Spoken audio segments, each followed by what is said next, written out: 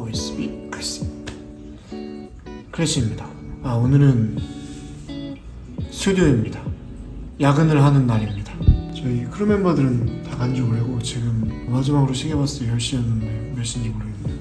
할 일이 많은데 바로바로 다 할 수가 없어서 좀 쉬는 겸 해서 원래 좀 생각했던 내용의 심야 토크를 찍어보려고 합니다. 스튜디오에서 찍는 건 처음이네요. 아이폰으로. 오늘의 주제는 돈에 대한 얘기인데 보다 보시면 아시겠지만 돈에 대한 얘기가 아닙니다. 무슨 소리냐. 이제부터 말씀드려 볼게요. 여러 영상에서 말씀드렸다시피 제가 이제 유튜브를 오래 하면서 인지도가 좀 생기고 그러면서 이제 뭐 제가 좋아하는 문화생활이나 사회생활을 해야 되나 그런 것들을 하다 보니까 공교롭게도 좀 돈을 많이 벌게 되신 그런 분들과 친분이 좀 생겼습니다. 그분들 중에 한 분이 이제 작년부터 저랑 이제 교류를 했던 분인데 소위 말하는 자수성가를 하셔서 엄청나게 많은 돈을 버시고 지금도 벌고 계신 분입니다. 정확히는 안 여쭤봤는데 몇십억은 버신 것 같아요. 최근에 또 부동산도 구매를 하셨거든요. 근데 엄청 비싼 부동산을 구매를 하셨더라고요. 그래서 이분이랑 좀 본격적으로 친해지게 된 계기가 먼저 저를 좀 따로 보자고 하셨었고 식사를 하는 과정에서 저한테 상담 요청을 하셨어요. 본인의 어떤 인생 얘기를 해주시면서 조언을 구하는 그런 말씀을 해주셨는데 좀 신기한 거죠. 누가 누굴 상담을 해주는 건가, 누가 누구에게 조언을 해드리는 건가 그런 생각을 좀 했지만 그래도 얘기를 이제 처음부터 끝까지 다 듣고 성심성의껏 저의 생각을 말씀을 좀 드렸습니다. 얘기를 나누다 보니까 저랑 좀 비슷한 부분도 많이 있더라고요. 성장 과정 속에서 제가 클래시는 금수저인가라는 영상에서도 말씀드렸지만 저희 집도 가세가 좀 기운 적이 있었어서 빨간 딱지라고 하죠. 가전제품들의 가압류 같은 거가 들어온 적도 있었고 작은 단칸방으로 이사도 갔었다고 말씀을 드렸었죠. 그런 과정을 좀 비슷하게 겪으셨더라고요. 그래서 더 어릴 때부터 분투 노력을 하셨고 남들 다 놀 때 이제 막 열심히 노력을 하시고 뭐 쇼핑을 한다거나 뭐 문화생활을 한다거나 이런 것들을 되게 다 필요 없는 거라고 생각을 하시면서 열심히 이제 역량을 개발하시고 계속 이제 데이터를 분석을 하시면서 문제점을 계속 개선해 나가시고 그래서 지금도 이제 대화를 해보면 머릿속에 일 생각밖에 없으신 것 같아요. 자다 일어나서도 휴대폰에 그런 지표 같은 걸 막 보신다고 하시고 사업적인 생각을 계속 끊임없이 하시더라고요. 그런 노력 덕분에 저보다도 이제 어린 나이에 훨씬 더 저보다 큰 돈을 벌게 되신 거죠. 근데 이분의 제일 큰 고민은 삶의 의미를 모르겠다고 하십니다. 자수성가 하셔서 부모님 빚도 다 해결하고 게다가 집도 사드리고 본인도 재산을 계속 확장을 하고 계시는데 삶의 의미를 모르겠다고 하시고 행복하지 않다고 계속 말씀을 하세요. 왜 살아야 되는지 모르겠다. 이게 단순히 좀 뭐 우울증 이런 느낌이 아니라 진짜 삶의 의미를 모르시겠는 것 같다 이런 느낌이 듭니다. 그래서 이분 말씀을 계속 듣다 보니까 아니 저렇게 가진 게 많고 사실 아쉬울 게 없는데 왜 저런 생각을 하실까. 그래서 진짜 어릴 때부터 얘기를 그냥 쭉 들었어요. 그랬더니 뭐가 문제인지를 나름 발견했습니다. 솔루션을 나름 드렸더니 굉장히 만족을 하시면서 올해의 목표를 제가 말씀드린 이걸로 정하셨어요. 뭔지 궁금하시죠? 네, 바로 유치한 로망을 찾는 것입니다. 여기서 이제 잠깐 제 얘기를 또 해볼게요. 제가 남자 중학교를 나왔거든요. 근데 고등학교는 남녀 공학을 가게 됐어요. 그 10대 때 나이에 연애에 관심이 엄청 많지 않았겠습니까? 그러다 보니까 이 고등학교 때 멋있어지고 싶은 거죠. 그래서 그냥 그런 생각을 하고 있다가 어떤 애니메이션을 딱 보고 거기에 확 꽂혀버립니다. 이게 좀 순정만화여서 뭔지 말씀드리긴 좀 쑥스러워가지고 유치한 거죠. 네. 여기에 어떤 남자 주인공이 나오는데 이 남자 주인공이 친척 쪽에 입양이 됩니다. 양부모님이 너무너무 잘해주시고 양부모님을 실망시켜드리고 싶지 않아서 공부도 열심히 하고 운동도 열심히 하고 리더십도 있고 적을 막 만들지 않고 두루두루 되게 잘 지내고 뭐 이런 사람이 되어버린 거죠. 근데 내면에는 뭔가 좀 공허함과 좀 쓸쓸함 이런 것을 이제 간직하고 있는 이런 캐릭터인 거죠. 근데 그 캐릭터를 딱 보고 어린 나이에 좀 되게 멋있는 거예요. 그런 그 쓸쓸한 무드까지. 근데 어차피 저는 그렇게 뭐 쓸쓸한 애는 아니었어요. 좀 밝은 애였으니까 뭐 그런 것까지 뭐 따라하는 건 아니었는데 내가 고등학교 때에는 공부를 열심히 해보자. 그리고 운동신경은 제가 막 그렇게 좋지 않기 때문에 뭔가 좀 다른 또 멋있는 걸 해보자. 그래서 일단 고등학교 때 공부를 진짜 열심히 해서 꽤 잘했고 많이 말씀드렸듯이 락밴드를 또 했었죠. 제가 일렉 기타를 쳤었고 그리고 계속 그 반에서 임원을 했었어요. 그러다 보니까 뭐 제가 그 캐릭터랑은 당연히 범접할 수 없지만 그건 이제 가상의 사람이니까. 근데 어느 정도 내가 원하는 이미지가 조금 만들어진 거죠. 그래서 그 캐릭터가 사실은 제가 10대 때 고등학교 올라갈 때 진짜 큰 영향을 준 것 같아요. 아무한테도 잘 얘기를 안 했던 건데 제가 유튜브에서 얘기를 해버리네요. 그리고 또 다른 유치한 로망이 있었던 게 뭐냐면 제가 무라카미 하루키 소설을 되게 어릴 때부터 좋아했었거든요. 20대 초반 정도에 해변의 카프카라는 책을 읽었어요. 거기에 어떤 캐릭터가 나오냐면 녹색 스포츠카를 타고 다녀요. 이 캐릭터는 원래 스포츠카는 빨강색이 국룰이죠. 근데 그 이유가 이제 눈에 잘 띄니까 사고 확률이 많이 줄어든다는 거죠. 근데 이 사람이 녹색 로드스터를 타는 건 가시성이 떨어지기 때문이다. 이 삶에 막 아쉬운 게 없는 되게 쿨한 그런 쾌락주의자 뭐 이런 느낌이거든요.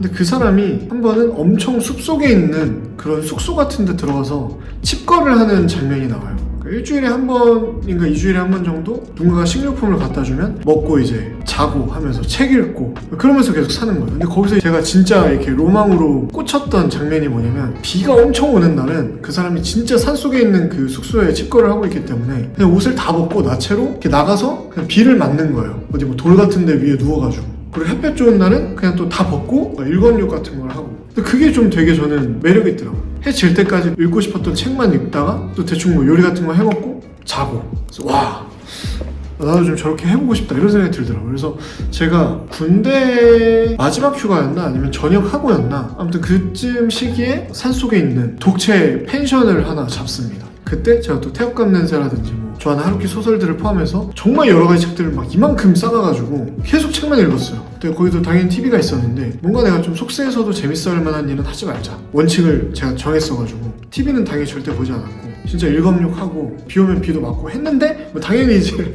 나체로는 못하죠. 만약에 그 주인분이 오셔서 저를 보면 바로 쫓겨날 거 아니에요. 그 정도의 용기는 없었습니다. 하지만 진짜 책 진짜 많이 읽었고 정말 좋았던 기억 중에 하나입니다. 이것도 어떻게 보면 좀 로망을 이룬 거였죠. 제 인생에 또 새로운 전환점을 준 로망 중에 하나는 제임스 본드였죠. 그리고 킹스맨도 있었고 일단 제임스 본드 같은 경우에는 제 세대 때 제임스 본드는 이제 다니엘 크레이그가 되겠죠. 다니엘 크레이그를 보면서 너무 멋있는 거예요. 그래서 제가 뭐 항상 말씀드렸던 톰 포드 수트와 오메가 시마스터 300 시계 오늘도 제가 차고 왔는데 에스턴 마틴과 톰 포드 선글라스 뭐 이런 것들을 제가 엄청 다 로망을 가지고 실제로 여건이 될 때마다 구매를 했죠. 톰 포드 수트는 못 샀죠. 너무너무 비싸니까. 그래서 톰 포드 패턴으로 비슷한 수트를 맞췄고 그리고 이제 에스턴 마틴도 사실 갖고 싶은 생각을 못했는데 노타임 투 다이에 보면 007이 타는 차가 아니라 나쁜 놈들이 타는 차로 나오는데 레인지로버 스포츠가 또 나옵니다. 거기 이제 SVR이 나오겠죠. 아무래도 좀 살 때 좀 그 로망이 좀 발현을 하지 않았을까 생각이 듭니다. 그래서 지금 제가 또 그 차를 타고 다니죠. 그런 비슷한 남자가 되고 싶었던 것 같아요. 베스퍼 마티니도 되게 좋아했었고 근데 그게 제가 이제 크래시 TV의 컨셉을 잡을 때 좀 도움을 많이 줬던 것 같고 거기에 이제 킹스맨이 그 시대의 활용점정을 딱 찍어주죠. 킹스맨이 갑자기 엄청 유행을 하면서 크래시 TV가 사실 영향을 받아서 좀 더 빠르게 성장했던 것도 있죠. 그것도 되게 감사하게 생각합니다. 이것도 되게 좋은 로망이었고 그리고 이제 얘기하다 보니까 또 생각난 건데 또 어처구니 없는 로망이 뭐가 있었냐면 저는 이제 어쨌든 제가 엄청 성공할 거라고 생각을 했었고 그래서 나중에 제 아내가 될 사람은 사교 모임을 나가든 뭐 골프를 치러 다니든 할 때 우리가 딱 등장할 때 모습이 좀 멋있었으면 좋겠는 거죠. 그러다 보니까 제가 20대 후반부터 연애를 할 때는 그런 미래를 그리면서 그런 여성상을 좀 워너비로 삼았던 것 같아요. 그래서 제가 많이 말씀드렸듯이 존 F 케네디의 아내분이셨던 제클린 케네디나 아니면 이제 케이트 미들턴 영국 왕실에 좀 신데렐라처럼 들어가신 분이죠. 그런 분들을 좀 로망으로 삼았죠. 포멀하고 좀 드레시한 룩 코트나 뭐 이런 거 엄청 잘 어울리는 그러면서 좀 지적인 이미지가 있는 그런 분들을 이제 워너비로 삼았던 것 같아요. 이게 좀 여성상에 대한 로망이라고 볼 수 있겠죠. 그래서 당시에 뭐 저는 그렇게 뭐 결혼을 하고 싶다는 생각이 크지 않았는데 어쨌든 연애를 할 때 연애 대상을 정하거나 혹은 뭐 소개팅이 들어오면 넌 이상형이 어떻게 되니? 이렇게 물어보면 항상 똑같이 저는 키 크고 지적인 여자가 좋다 이렇게 얘기를 했었습니다. 그러다 보니까 정말 감사하게도 스위티님 같은 진짜 제가 꿈꿔왔던 이상형을 만나서 정말 제가 그냥 생각했던 그런 결혼 생활을 하고 있죠. 파티도 많이 다니고 정말 이상적으로 생각했던 그런 멋진 결혼 생활을 하고 있는 것 같아서 너무 감사하게 생각합니다. 이것도 어떻게 보면 저의 로망이 실현됐다고 볼 수 있겠죠. 마지막으로 저희 부부가 아이를 갖고 싶다고 생각을 했을 때 내가 아빠가 된 모습을 그려보겠죠. 그때 또 새로운 로망을 제가 만들었습니다. 당시에는 제가 딸을 원했었죠. 나중에는 제가 아들을 원하게 되고 그래서 지금 튼튼이가 태어난 게 너무너무 고마운데 근데 제가 딸을 원했을 때 로망으로 삼았던 이미지가 이거였어요. 딸과 함께 백화점에 다니는 아빠. 일단 백화점에 딸이랑 같이 가려면 첫 번째 경제력이 아무래도 좀 있어야겠죠. 그리고 두 번째 딸이 아빠에게 조언을 구하고 싶을 정도로 트렌드를 되게 잘 알고 패션 센스가 좀 있는 어떤 걸 입었을 때 우리 딸에게 잘 어울리는지를 봐줄 수 있는 아빠. 그러면 이제 딸이 계속 데리고 다니겠죠. 그리고 세 번째는 외모가 멋지고 자랑스러워야 딸이 좀 데리고 다닐 때 되게 자랑스러울 거 아니에요. 그루밍이나 스타일링이 되게 잘 되어 있는 그런 아빠. 네 번째는 아니 무슨 뭐 딸 뭐 옷을 맨날 백화점에서 사주고 그래 이렇게 아내에게 바가지를 긁히지 않는, 가정에서의 좀 입지를 잘 다지고 있는 존경스러운 그런 아빠. 이런 네 가지를 종합해서 생각을 해봤을 때 딸과 함께 백화점에 다니는 아빠면 이게 충족이 되겠다 이렇게 생각이 들었습니다. 그래서 이것도 어쨌든 뭐 아들과 함께 지금 백화점에 잘 다니고 있습니다. 이것도 어느 정도 로망에 근접을 했다.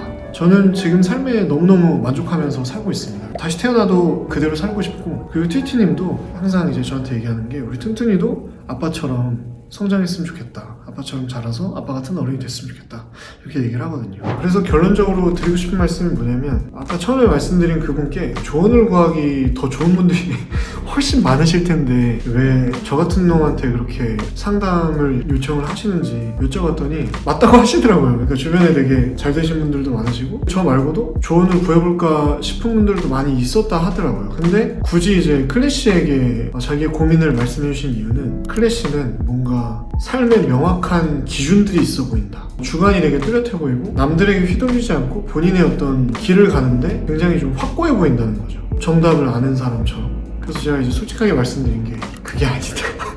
정답을 다 아는 사람이었으면 엄청 큰 사람이 됐겠죠. 그래서 말씀드린 게 이거였어요. 유치한 로망을 가지셔야 될 것 같다. 그러니까 열심히 일을 하고 돈을 버시느라 그 외의 것들을 등한시하시고 무시하시고 계속 막 달려오기만 하니까, 그러다 보니까 막상 취미도 없고 하고 싶은 것도 없고 일 외에는 뭔가 좀 잘하는 게 뭔지도 모르겠고 좀 그렇게 되신 것 같더라고요. 그래서 그렇게 말씀드린 겁니다. 본인이 생각했을 때 아무리 유치한 거라도, 남들 보기에 정말 쓸데없는 거라도, 근데 그냥 나는 그러고 싶은 거야, 나는 그게 너무 하고 싶고 멋있는 거야, 그런 로망을 좀 가져보셨으면 좋겠다고 말씀드렸더니 올해에는 그런 유치한 로망을 찾는 걸 목표로 하겠다라고 말씀을 하시더라고요. 그래서 뭐 저희 어떤 이런 개똥 철학이 도움이 되셨다고 하니까 정말 다행이죠.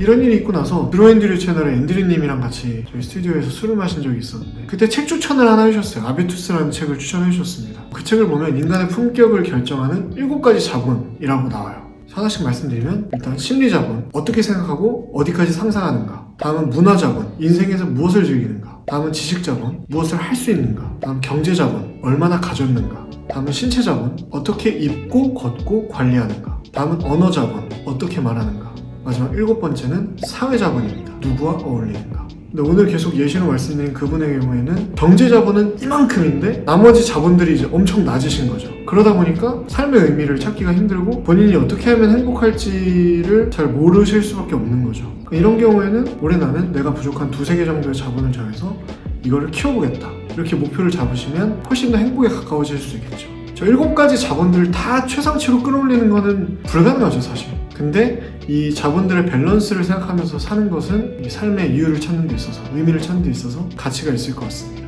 저는 지금 육아를 하면서, 트위티님도 마찬가지고 우리는 신체 자본이 지금 가장 무너져 있거든요. 운동을 제대로 이렇게 루틴을 만들어서 한 지가 너무 오래돼가지고. 그래서 우리의 올해 목표는 신체 자본을 키우는 겁니다. 그래서 클로버 여러분들께도 말씀을 드리고 싶어요. 주변에 많은 부자분들, 고소득자분들을 보면 괜히 하는 소리가 아니라 돈이 전부가 아니라는 거를 많이 느낍니다. 그래서 여러분들도 너무 그렇게 경제자본에만 목표를 세우지 마시고, 이 중에서 가장 1차원적이긴 하잖아요, 돈이라는 게. 어린 아이도 그 가치를 알듯이 그만큼 되게 중요하긴 하지만, 그래서 다른 6가지 자본에도 많이 신경을 써보시면서 인생 계획을 세워보시면 훨씬 도움이 되지 않을까 싶습니다.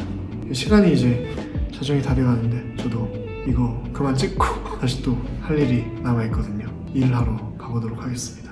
여러분들, 돈이 전부가 아닙니다. 지금 당장 돈이 없어질 수 있어요. 근데 다른 자본들이 훨씬 많으신 분일 수도 있는 겁니다. 지금 보시면 나는 어떤 자본이 많고 어떤 자본이 부족한가 한번 생각해 보셨으면 좋겠어요.